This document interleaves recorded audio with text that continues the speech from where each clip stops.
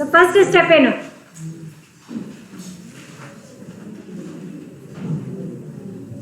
Issue general entry ಉಂಟಲ್ಲ, redemption at par of premium. Whether redemption is at par or premium. Premium ಆಗುವಾಗ entry ಒಂದು ಬೇಕಲ್ಲ general entry. ಏನದು general entry? Bank account data, loss on issue of debenture account data to debentures account to premium on redemption. ಸರಿ, ನೋಡೋಣ entry ಮತ್ತೆ amount ನೋಡುವ ಎಷ್ಟು ಅಂತ. ಎಂಟ್ರಿ ಕರೀರಿ. ಮಾಡಿದ ಪ್ರಾಬ್ಲಮ್ ಹೋಮ್ವರ್ಕ್ ಕೊಟ್ಟದ್ದು ಮಾಡಿಲ್ಲ? ಮಾಡಿದ್ದೀರಾ ಎಲ್ಲರೂ? ಅದೇ ಪ್ರಾಬ್ಲಮ್ ಕೊಡ್ತೇನೆ ನಾನು ಪುನಃ ಕಳಿಸಿದ್ದು. ಫೋಟೋ ಕಳಿಸಿದ್ದಲ್ಲ ಮಲ್ಲೊಂದು ಮನೇಲಿ ಮಾಡಿ ಬರ್ಲಿಕ್ಕೆ ಹೇಳಿದ್ದ. ಮಾಡಿದ್ದೀರಾ ಎಲ್ಲರೂ? ಎಷ್ಟು ಜನ ಮಾಡಿಲ್ಲ?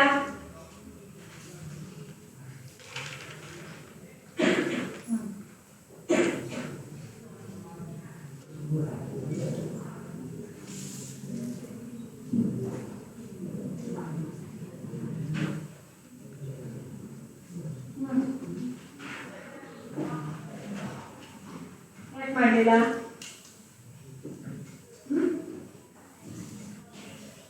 ಯಾಕೆ ಮಾಡಲಿಲ್ಲ?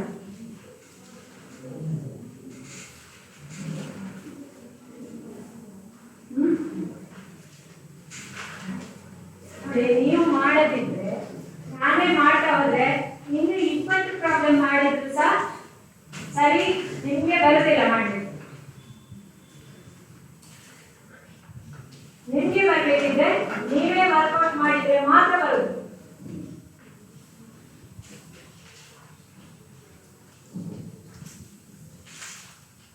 ನೀವು ಇನ್ನು ಮಾಡ್ಲಿಕ್ಕೆ ಟ್ರೈ ಮಾಡಿದ್ರೆ ಹೇಗೆ ಬರ್ತದೆ ಪ್ರಾಬ್ಲಮ್? ಏನು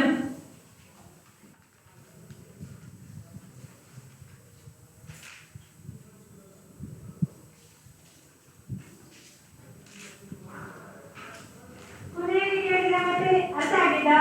ಸ್ವಲ್ಪ ಸ್ವಲ್ಪ ಹೇಳ್ತೀವಿ. ಮಾಡಲಿಕ್ಕೆ ಟ್ರೈ ಮಾಡದಿದ್ರೆ ನಾನು ಹೇಳಿದ್ದೇ ಮಾಡ್ತಾ ಹೋದ್ರೆ ನಿಮ್ಗೆ ಆಗ್ತದಾ? ನಾಳೆ ಎಕ್ಸಾಮಿಗೆ ಎಂತ ಮಾಡ್ತೀವಿ?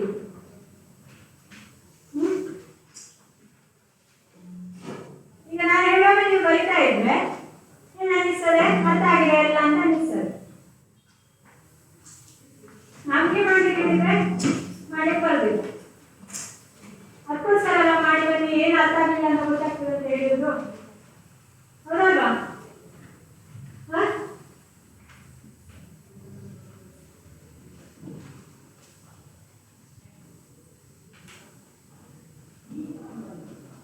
ಓಕೆ, ಎಷ್ಟು ಜನರಿಗೆ ಅರ್ಥ ಆಗಲಿಲ್ಲ ಈ ಪ್ರಾಬ್ಲಮ್ಸ್?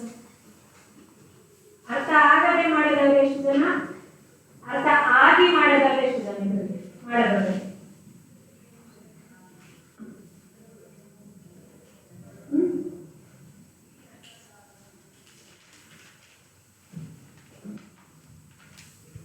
ಮಾಡದಿರುವುದಕ್ಕೆ ಕಾರಣ ಅರ್ಥ ಆಗದೆ ಮಾಡದಿರುವುದಾ ಅಥವಾ ನಮಗೆ ಎಲ್ಲ ಅರ್ಥ ಆಗಿದೆ ಅನ್ನೋದಾ? ಏನು ಅರ್ಥ ಆಗಿದಾ? ಆಗಲಿಲ್ಲ. ಒಬ್ಬನಿಗೆ ಅರ್ಥ ಆಗಿದೆ, ಇನ್ನು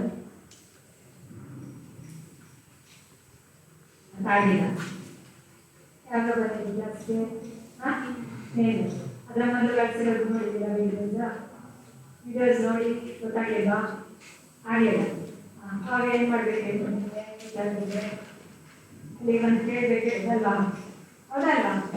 ಮತ್ತೆ ಸರಿ, ನಿನ್ನೆ ಬಂದವರು ಉಳಿದವರು 3 ಜನ ನೋಡಿದವರು.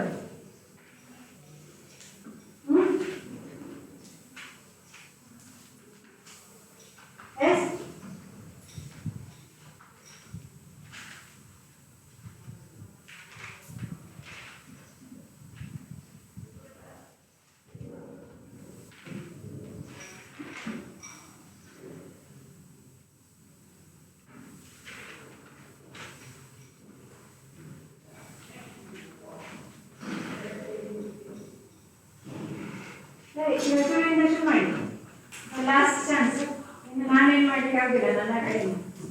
ಕಡೆಯಿಂದ ಪ್ರಯತ್ನ ಇದ್ದರೆ ಮಾತ್ರ ಸಾಧ್ಯ.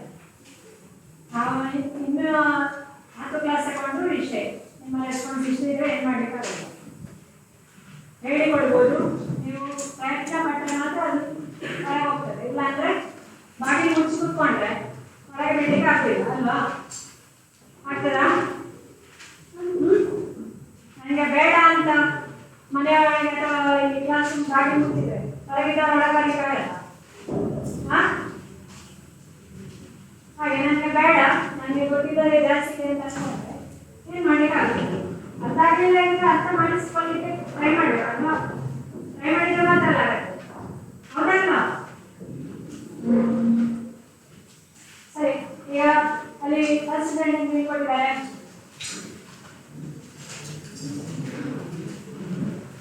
ಮಾಡಿ ಆದವರು ಸ್ವಲ್ಪ ಸುಮ್ಮನೆ ಕೂತ್ಕೊಳ್ಳಿ. ಮಾಡಿ ಆಗದವರಿಗೆ ಹೇಳ, ನಿಮ್ಮ ಅಷ್ಟಕ್ಕೆ ಮಾತನಾಡಬೇಡಿ, ನನ್ನ ಸರಕಿನ ನಿಮ್ಮ ಸಲ ಜಾಸ್ತಿ ಆಗ್ತದೆ ಮತ್ತೆ.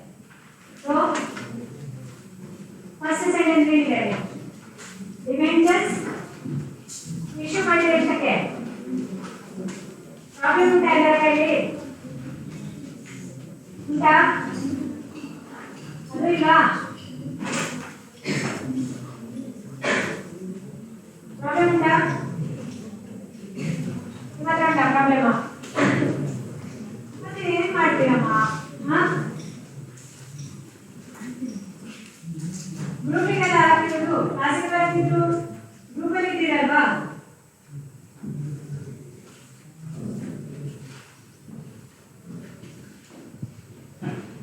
First sentence ಹೇಳಿದ್ರಲ್ಲಿ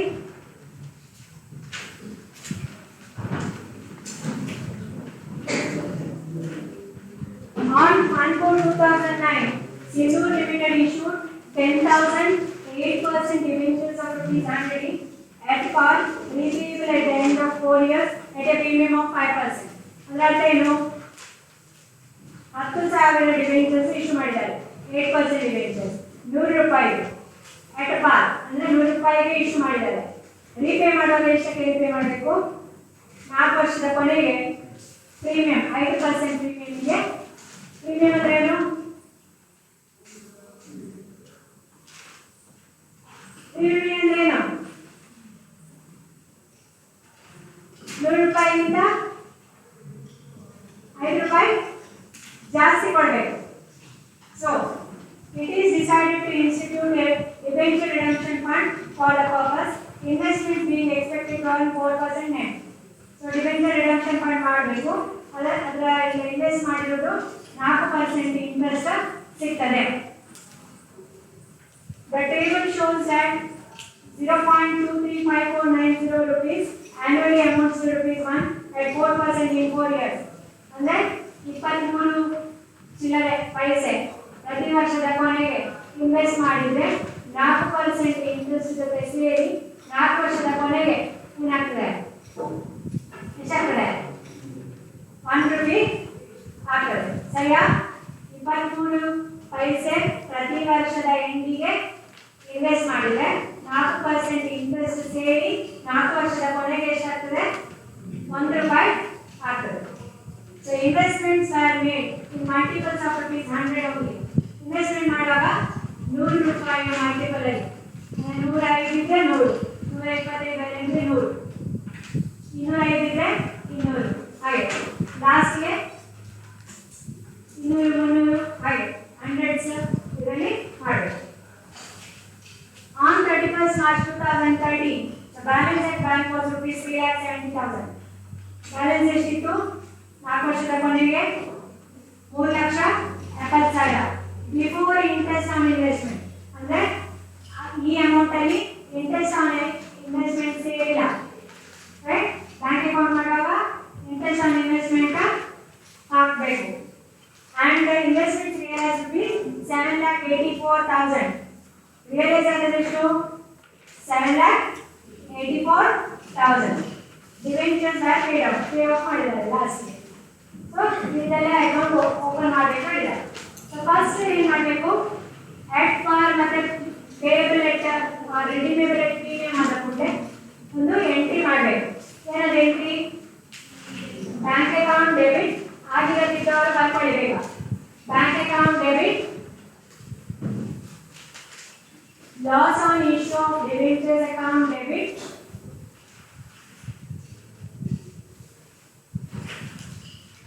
Two. Debentures account. ಎಷ್ಟು debenture 8% debentures account. 2. Premium on redemption account.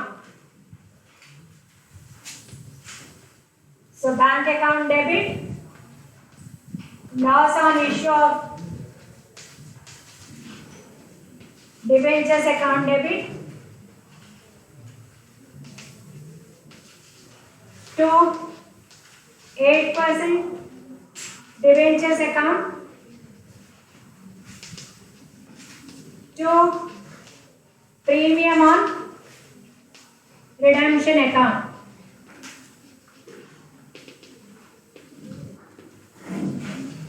ಇಲ್ಲಿ ಎಷ್ಟು ಇಶ್ಯೂ ಮಾಡಿರೋದು 10,000 ಇಂಟು 100.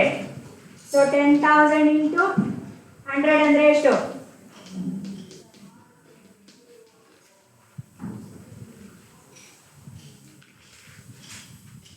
1 lakh. ಲಾಸ್ ಎಷ್ಟು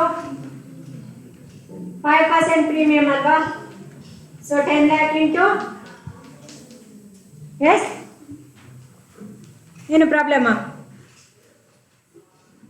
ಲಾಸ್ ಎಷ್ಟು ಪ್ರೀಮಿಯಂ ಆನ್ ರಿಡಂಪ್ಷನ್ ಎಷ್ಟು 10 lakh ಇಂಟು 5% ಅಂದರೆ ಎಷ್ಟು 50,000. So loss is 50,000. 8% ಡಿಬೆಂಚರ್ಸ್ ಎಷ್ಟು 10 lakh. ಪ್ರೀಮಿಯಂ ಆನ್ ರಿಡಂಪ್ಷನ್ ಎಷ್ಟು 50,000. ಇದು ಜರ್ನಲ್ ಎಂಟ್ರಿ.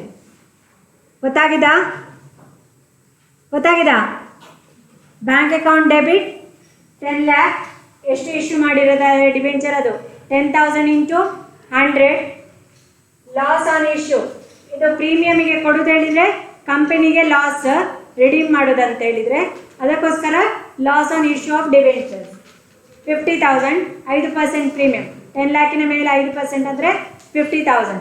2 8% ಡಿಬೆಂಚರ್ನ ವ್ಯಾಲ್ಯೂ ಎಷ್ಟು then 2 premium on redemption 50,000. Is that clear? Next ಎಷ್ಟು ಪ್ರಾಫಿಟ್ ಆ್ಯಂಡ್ ಲಾಸ್ ಅಕೌಂಟಿಂದ ತೆಗೆದಿಡ್ಲಿಕ್ಕೆ ಅಂತ ನೋಡಬೇಕು. Right, amount to be transferred to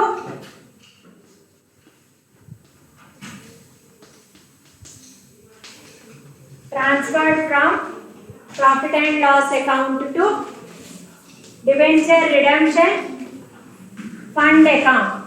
so ಪ್ರತಿ ವರ್ಷ ಅಮೌಂಟ್ ತೆಗೆದಿಡಬೇಕು.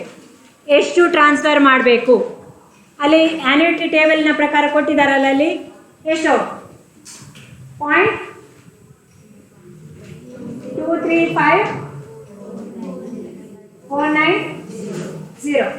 ಸೊ 1 ರೂಪಾಯಿ ಆಗಬೇಕಿದ್ರೆ 4 ವರ್ಷದ ಕೊನೆಗೆ ಎಷ್ಟು ತೆಗೆದಿಡಬೇಕು 0.235490 ಪ್ರತಿ ವರ್ಷ ತೆಗೆದಿಡಬೇಕು.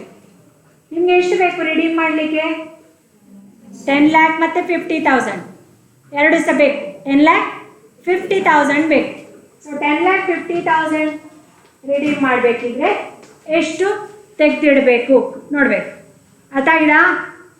1 ರೂಪಾಯಿ 4 ವರ್ಷದ ಕೊನೆಗೆ ಆಗಬೇಕಿದ್ರೆ 23 ಪೈಸೆ ಪ್ರತಿ ವರ್ಷ ಇನ್ವೆಸ್ಟ್ ಮಾಡಬೇಕು. ಅದು 4 ವರ್ಷ ಮಾಡುವಾಗ ಮತ್ತು ಅದರ ಮೇಲೆ 4% ಇಂಟ್ರೆಸ್ಟ್ ಸೇರಿಸಿ ಆಗುವಾಗ ಎಷ್ಟಾಗ್ತದೆ 1 ರೂಪಾಯಿ ಆಗ್ತದೆ 4 ವರ್ಷದ ಕೊನೆಗೆ. ಈಗ ನಿಮಗೆ 4 ವರ್ಷದ ಕೊನೆಗೆ ಎಷ್ಟು ಹಣ ಬೇಕು ರಿಡೀಮ್ ಮಾಡಲಿಕ್ಕೆ 10 lakh 50,000 ಬೇಕು. ಅಷ್ಟು ಬೇಕಿದ್ರೆ ಎಷ್ಟು ನೀವು ಪ್ರತಿ ವರ್ಷ ಇನ್ವೆಸ್ಟ್ ಮಾಡಬೇಕು ಅಂತ ನೋಡಬೇಕು. ಅರ್ಥ ಆಯ್ತಾ? So 0.235490 divided by 1 into 10 lakh 50,000 cross multiplication ಮಾಡುವಾಗ ಡಿವೈಡೆಡ್ ಬೈ 1 ಅಂದರೆ ಅದಕ್ಕೆ ವ್ಯಾಲ್ಯೂ ಸೇಮ್ ಅಲ್ವಾ ಬರೋದು. ಸೊ ಅದಕ್ಕೋಸ್ಕರ ಅದು ಹಾಕಬೇಕಾಗಿಲ್ಲ ಅಂತ ಹೇಳೋದು. ಸೊ ಇಷ್ಟು ಮಲ್ಟಿಪ್ಲೈ ಮಾಡಿದರೆ ಎಷ್ಟು ಬರ್ತದೆ 2,47,260. ಇಷ್ಟು ಅಮೌಂಟ್ ಪ್ರತಿ ವರ್ಷ ಪ್ರಾಫಿಟ್ ಆ್ಯಂಡ್ ಲಾಸ್ ಅಕೌಂಟಿಂದ ಟ್ರಾನ್ಸ್ಫರ್ ಮಾಡಬೇಕು ಫಂಡಿಗೆ. Is it clear? ಬರ್ಕೊಂಡಿದ್ದೀರಾ? ನೆಕ್ಸ್ಟ್ ಇದಾದಮೇಲೆ ಯಾವ ಅಕೌಂಟ್ ಓಪನ್ ಮಾಡಲಿಕ್ಕೆ ಫಸ್ಟ್ 8% ಡಿಬೆಂಚರ್ಸ್ ಅಕೌಂಟ್ ಓಪನ್ ಮಾಡಬೇಕು.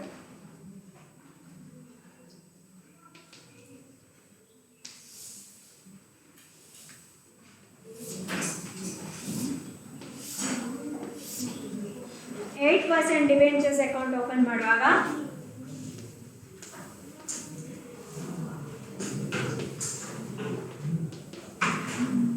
1/4/2009 ಎಂಟ್ರಿ ಮಾಡಿದ್ದೇವೆ ಆಲ್ರೆಡಿ. ಏನು ಮಾಡಿದ್ದೇವೆ?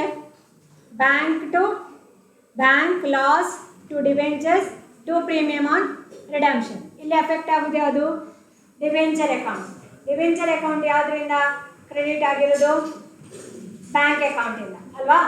So by on 1/4/2009 by bank account ಎಷ್ಟು? 10 lakhs. ಬೇರೆ ಎಂಟ್ರಿ ಉಂಟಾ? ಇದು ಹಾಗೆ ಬ್ಯಾಲೆನ್ಸ್ ಉಳಿತದೆ ಲಾಸ್ಟ್ ವರ್ಷದವರೆಗೆ, right?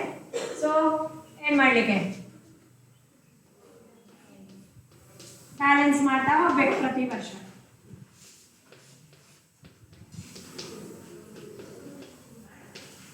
Right? So 31st March ಎಂಡಿಗೆ ಟು ಬ್ಯಾಲೆನ್ಸ್ carried down 10. ಹೀಗೆ ಕಂಟಿನ್ಯೂ ಮಾಡ್ತಾ ಹೋಗ್ಬೇಕು. By balance brought down, to balance carried down. So ಇದು 4 ವರ್ಷದವರೆಗೆ ರಿಪೀಟ್ ಮಾಡ್ತಾ ಹೋಗ್ಬೇಕು. ಸೊ 1/4/10ಗೆ 31st March 10 to balance carried down ಬರೆದ್ರೆ 1/4/10ಗೆ ಬೈ ಬ್ಯಾಲೆನ್ಸ್ ಏನು ಬರ್ತದೆ? ಬ್ರಾಟ್ ಡೌನ್ ಎಷ್ಟು? 10 lakh. ಸೊ ಬೇರೆ ಯಾವ ಎಂಟ್ರಿನೂ ಇಲ್ಲ.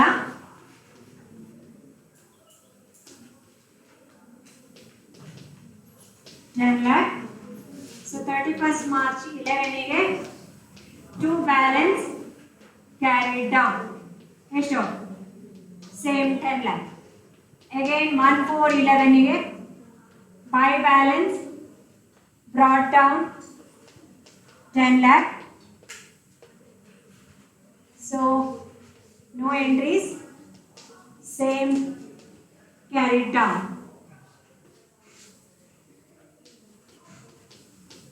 31st March 12 to balance carried down 10 lakh.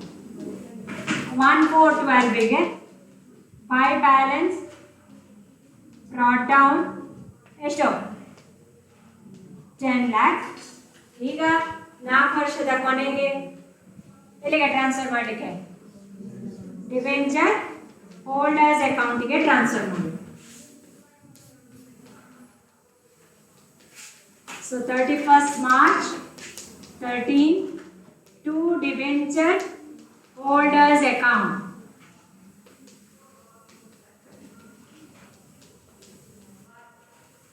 To debenture holders account 10 lakh. So ಅಲ್ಲಿಗೆ debentures account close. Is it clear? Yes. ಆಗಿದಾ? next ಯಾವ account? debenture holders account.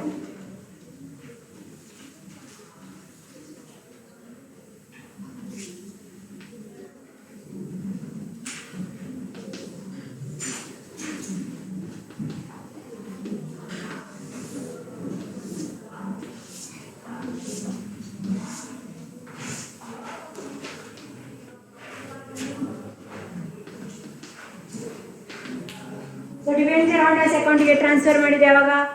31st March 13, right? Sorry, what? 9, 10. So 31st March 13ಗೆ ಏನು ಬರ್ತದೆ entry? By 8% debentures account ಎಷ್ಟು? 10 lakh. ಡಿಬೆಂಚರ್ಸ್ನ ಒಟ್ಟಿಗೆ ಪ್ರೀಮಿಯಮ್ಸ ಕೊಡ್ಲಿಕ್ಕೆ ಉಂಟು ಅವರಿಗೆ, right. So by premium on redemption, redeemable at premium ಆದ ಕೂಡಲೇ ಪ್ರೀಮಿಯಮ್ಸ್ ಅವರಿಗೆ ಡಿಬೆಂಚರ್ನ ಅಮೌಂಟ್ ಮಾತ್ರ ಅಲ್ಲ ಪ್ರೀಮಿಯಮ್ಸ ಕೊಡ್ಲಿಕ್ಕೆ ಉಂಟು. ಸೊ ಕ್ರೆಡಿಟ್ ಮಾಡುವಾಗ ಪ್ರೀಮಿಯಮ್ಸ ಕ್ರೆಡಿಟ್ ಮಾಡೋದು. So by premium on redemption ಎಷ್ಟು ಎಂಟ್ರಿಯಲ್ಲಿ ಮಾಡಿದ್ವಲ್ಲ 50,000. Is that clear? Is it clear? So 10,50,000.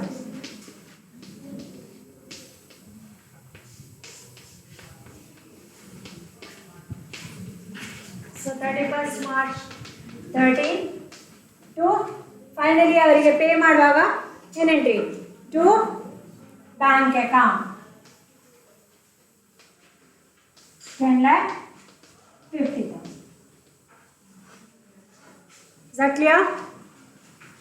Next, ಇದಾದ್ಮೇಲೆ ಏನು ಅಕೌಂಟ್ ಮಾಡಲಿಕ್ಕೆ investment account, debenture redemption fund investment account. So debenture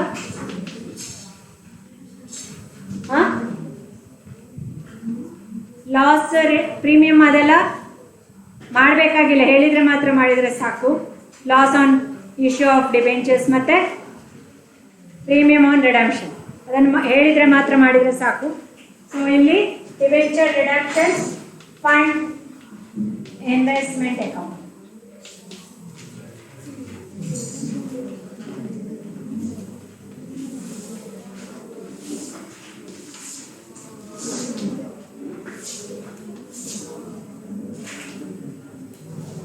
so investment account ಯಾವ ಬ್ಯಾಲೆನ್ಸ್ ತೋರಿಸ್ತದೆ? ಫಸ್ಟ್ ಎಂಟ್ರಿ ಇನ್ವೆಸ್ಟ್ಮೆಂಟ್ ಮಾಡುವಾಗ ಅದರ ಮೊದಲು ಒಂದು ಟೇಬಲ್ ಮಾಡ್ಕೊಳ್ಬೇಕು ಇಂಟ್ರೆಸ್ಟ್ಗೆ. ಅಲ್ಲಿ ಸಹ ಕ್ಯಾಲ್ಕುಲೇಟ್ ಮಾಡ್ಬೋದು, ಅಲ್ಲಿ ಆ್ಯಡ್ ಮಾಡ್ತಾ ಅಲ್ಲಲ್ಲೇ ಮಾಡ್ಬೋದು, ಅದರ ಟೇಬಲ್ ಮಾಡಿಕೊಂಡ್ರೆ ಸ್ವಲ್ಪ ಈಸಿ ಆಗುತ್ತೆ. So first year or 31st March 9-10ಗೆ ಇಯರ್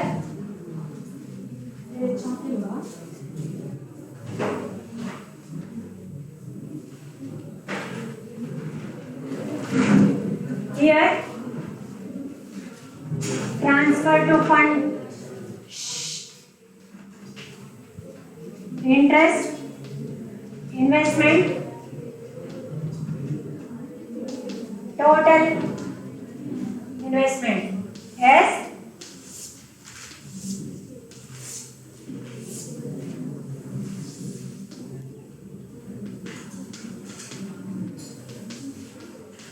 ಸೊ 31st March 10ಗೆ ಎಷ್ಟು ಟ್ರಾನ್ಸ್ಫರ್ ಮಾಡಿರೋದು ಅಮೌಂಟ್ ಅಲ್ಲಿ ಟು ಬಿ ಟ್ರಾನ್ಸ್ಫರ್ ಕ್ಯಾಲ್ಕುಲೇಟ್ ಮಾಡಿದ್ದೇವಲ್ಲ, ಎಷ್ಟು 2,47,000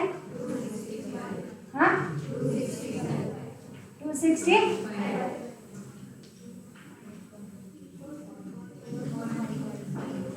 64.5 ಇಲ್ಲಿ 5 ಮಾಡ್ಕೊಂಡಿದ್ದೇವೆ.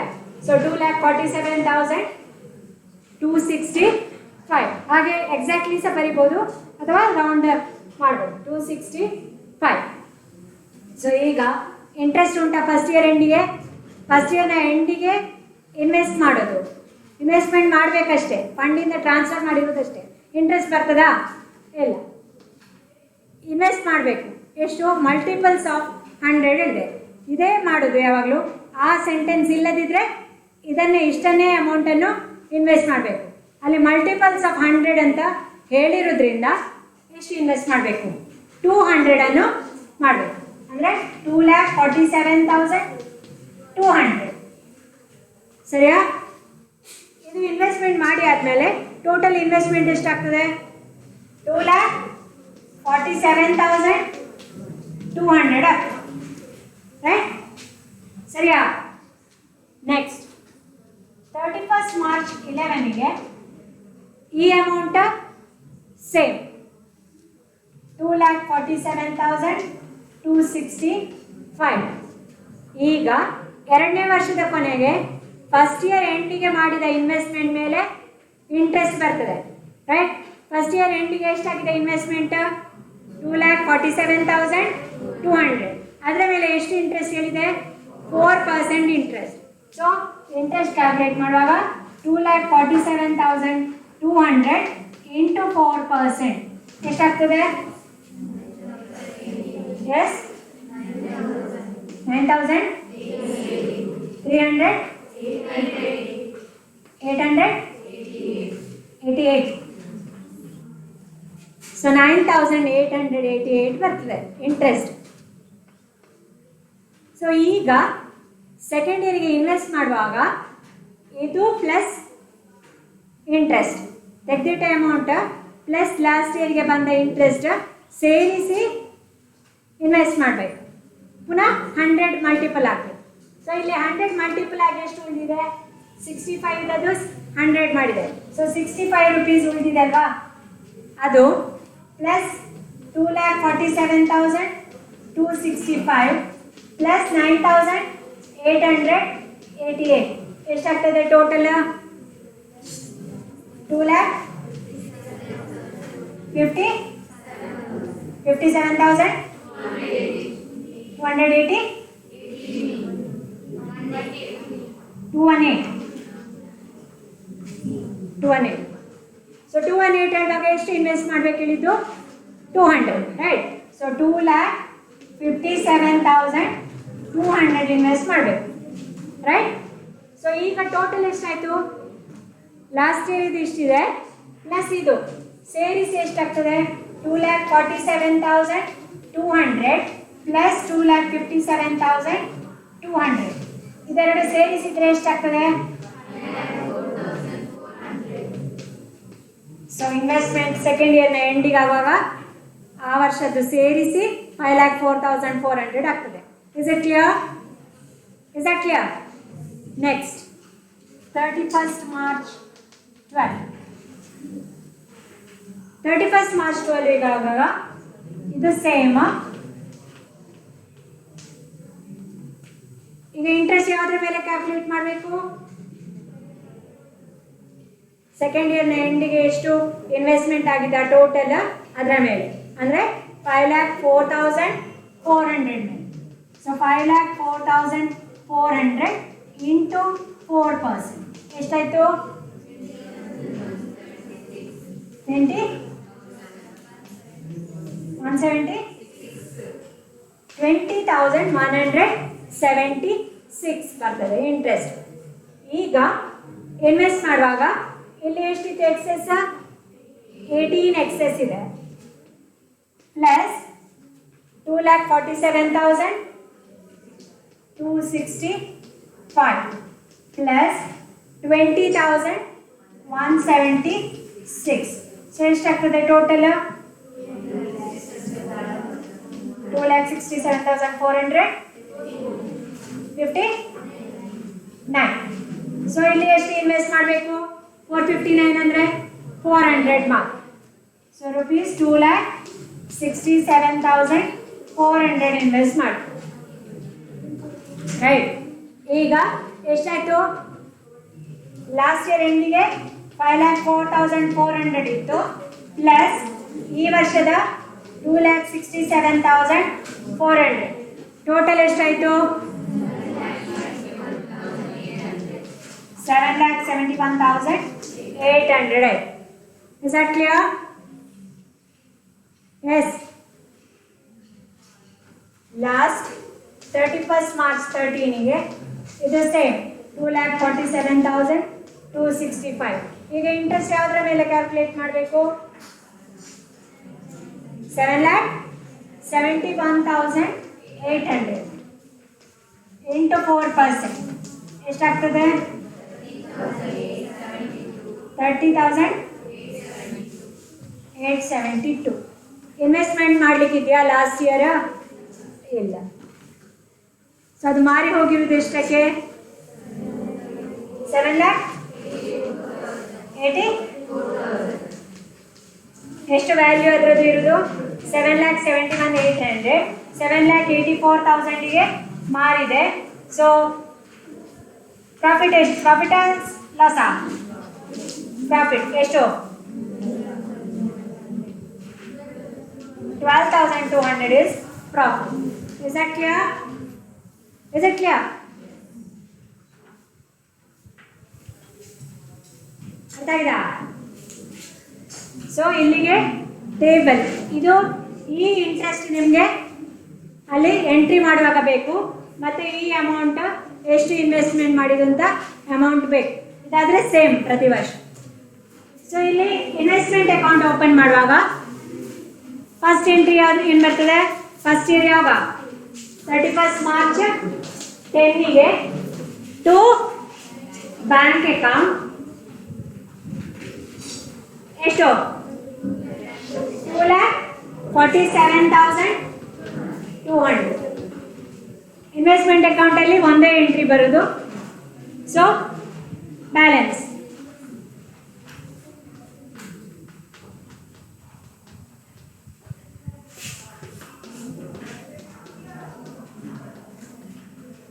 So 31st March 10, 5 balance carried down 2,47,200. So 1 for 10, 2 balance brought down 2,47,200. ಈಗ 31st March 11ಗೆ 2 ಬ್ಯಾಂಕ್ ಅಕೌಂಟ್ ಎಷ್ಟು? 2,57,200. ಸೊ ಟೋಟಲ್ ಎಷ್ಟಾಯಿತು? 5,04,400. 31st March 11, 5 balance carried down 5,04,400.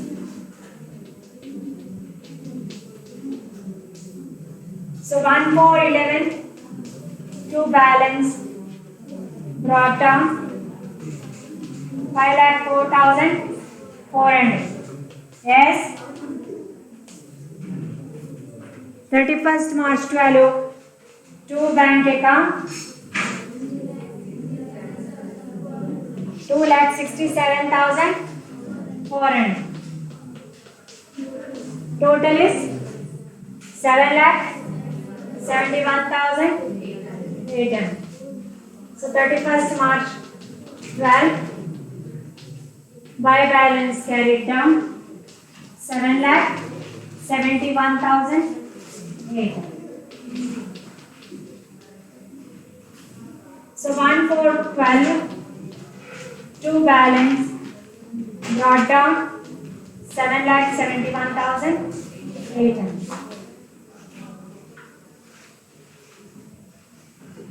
So last ಮಾರುವಾಗ 31st March 13ಗೆ by bank account how much?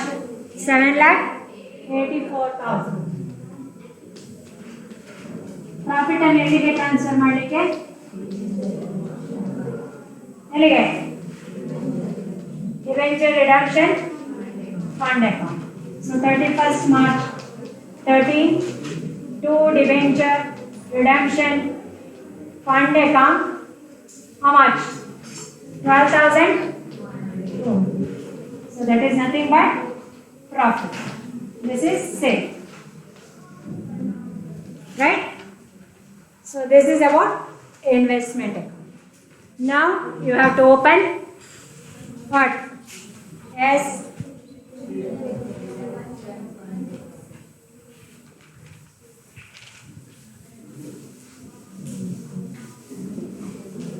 Debenture redemption fund account.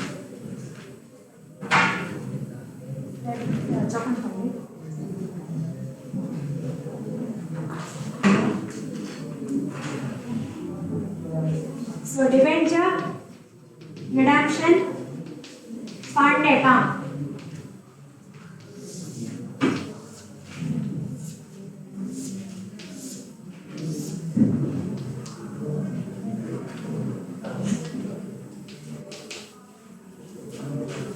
So on 31st March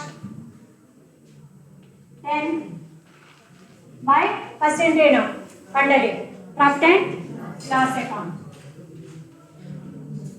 2,47,265.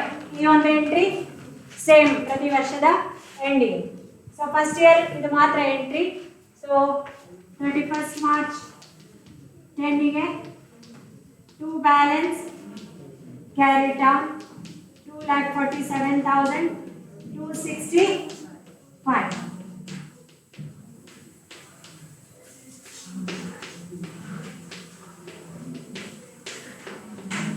So 1,410ಗೆ by balance brought down.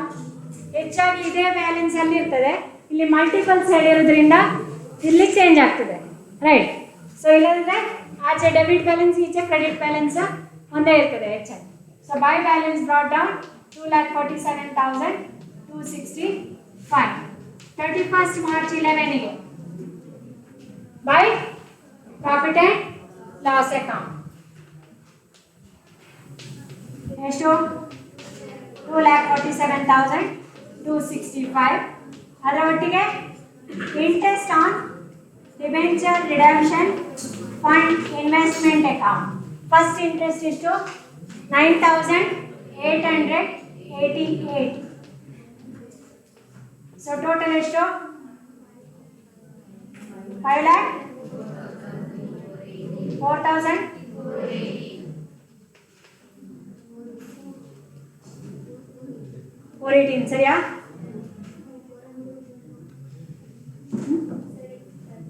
So 31st March 11ಗೆ 2 balance carried down 5,04,418.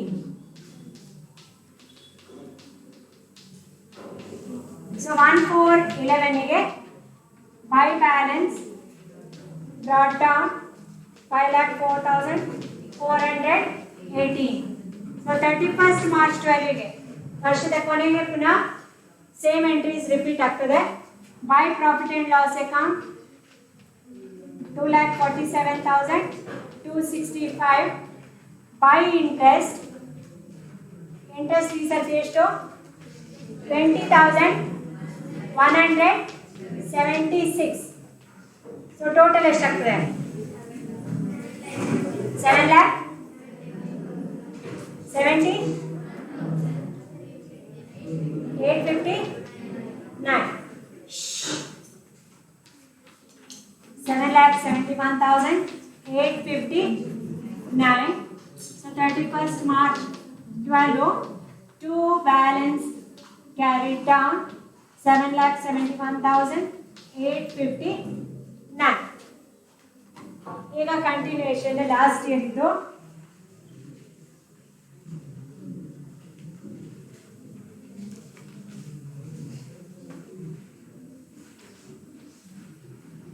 continuation 1,412 by balance brought down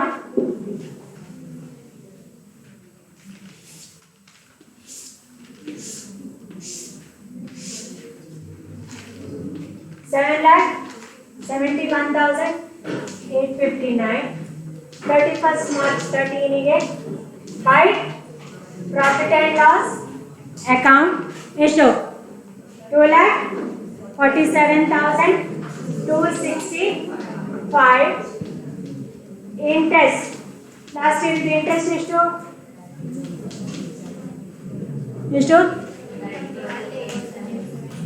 50,000 30,872. ಈಗ investment account close ಮಾಡಿ ಏನು ಮಾಡಿದ್ದೀರಿ, ಫಂಡಿಗೆ transfer ಮಾಡಿದ್ದೀರಿ. So ಅದು ಎಲ್ಲಿ ಬರ್ತದೆ, ಕ್ರೆಡಿಟ್ ಸೈಡ್ ಬರ್ತದೆ ಅಲ್ವಾ. So by debenture redemption fund investment account ಎಷ್ಟು 12,200. ಇನ್ನೊಂದು ಲಾಸ್ ಆನ್ ಇಶ್ಯೂ ಉಂಟಲ್ವಾ, ಅಲ್ಲಿ ಫಸ್ಟ್ ಪ್ರೀಮಿಯಂ ಕ್ಲೋಸ್ ಆಗಿದೆ, ಲಾಸ್ ಒಂದು ಹಾಗೆ ಉಳಿದಿದೆ. ಸೊ ಆ ಲಾಸನ್ನು ಯಾವುದಕ್ಕೆ ಟ್ರಾನ್ಸ್ಫರ್ ಮಾಡಬೇಕು, ಡಿಬೆಂಚರ್ ರಿಡಂಪ್ಷನ್ ಫಂಡಿಗೆ ಟ್ರಾನ್ಸ್ಫರ್ ಮಾಡಬೇಕು. So 31st March 13, 2 loss on issue of debentures account ಎಷ್ಟು 50,000. ಉಳಿದನ್ನು ಎಲ್ಲಿಗೆ ಟ್ರಾನ್ಸ್ಫರ್ ಮಾಡಲಿಕ್ಕೆ general reserve account. So balancing figure. So ಎಷ್ಟಿದ್ರೆ ಟೋಟಲ್? Yes 10 lakh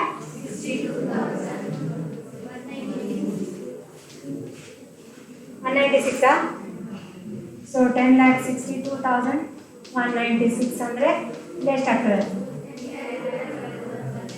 10,12,196.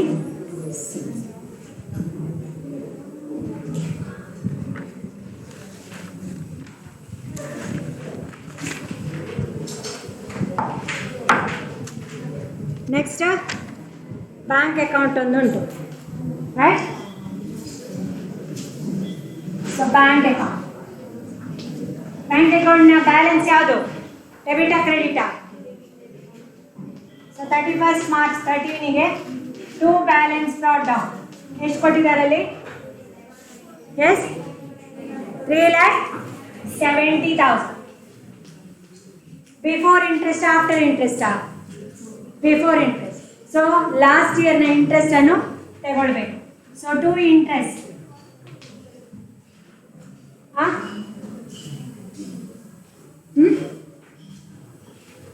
ಏನು? ಸ್ವಲ್ಪ ಇಂಟ್ರೆಸ್ಟ್ ಇಷ್ಟು 30,872. ಇನ್ವೆಸ್ಟ್ಮೆಂಟ್ ಮಾರಿ ಹಣ ಬಂದಿದೆ ಅಲ್ವಾ?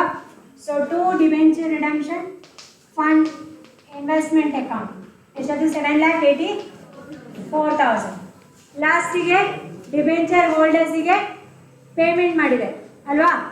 ಸೊ 31st March 13ಗೆ ಬೈ ಡಿಬೆಂಚರ್ ಹೋಲ್ಡರ್ಸ್ ಅಕೌಂಟ್ ಎಷ್ಟು? 10,50,000 ಪೇ ಮಾಡಿದೆ. ಸೊ ಟೋಟಲ್ ಎಷ್ಟು? 11 lakh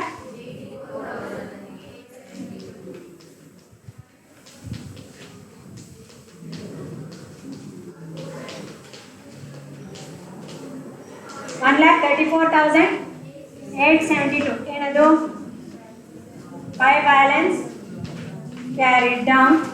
ಸೊ 1,413ಗೆ 2 ಬ್ಯಾಲೆನ್ಸ್ ಬ್ರಾಟ್ ಡೌನ್ 1,34,872.